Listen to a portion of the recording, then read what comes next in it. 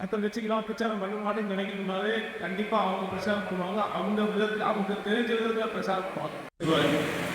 அடுத்து முக்கியமாக நினைச்ச கடைசி பாயிண்ட், இந்த வாய்ப்பை நம்ம நம்பாங்க. கண்டிப்பாக அடுத்த 50 வருஷத்துக்கு வேறு யாருமே ஒரு மாற்று சக்தியை உருவாகவே முடியாது. யோசிச்சு பாருங்க, தமிழ்நாடு எவ்வளோ துணிச்சலாக கட்சி ஆரம்பிச்சிருக்காரு. யாராச்சும் யோசிச்சு பார்த்துப்பாங்க. ஆண்டு தனியார் கட்சி ஆரம்பித்து அவங்கள வீழ்த்தி ஆட்சி அமைக்க முடியுங்கிற யாராச்சும் வந்துருக்குமா?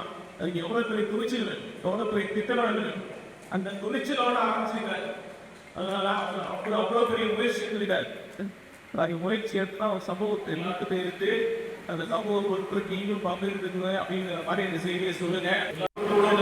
மனசுல ஆழமாக பதிய வைக்கும். அதுக்கு ஏன் முக்கியமாக 3 விஷயத்தில் போய் சொல்லணும்.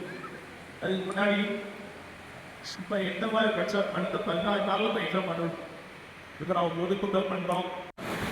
அது எந்த கட்சிக்கு அதிக எம்எல்ஏக்கள் இருக்கோ அந்த கட்சி தான் முதலமைச்சர் தேர்ந்தெடுக்கும் வாய்ப்பு இருக்கும். கரெக்டா? டிவிகேக்கு அதிக எம்எல்ஏ வேணும்னா ஒவ்வொரு எம்எல்ஏ முக்கியம். அதே மாதிரி கிருஷ்ணகிரியும் ஒரு டிவிகேவோட பிரதிநிதியாக நம்ம போகணும். நம்ம என்ன பண்ணணும்னா அடுத்த 16 நாட்கள் நமக்கு நம் சகோதரர் சொன்ன மாதிரி ஒரு கவலைனால தான் ரொம்ப அருமையாக சொன்னார். இது தவிர பொருத்தமான வார்த்தை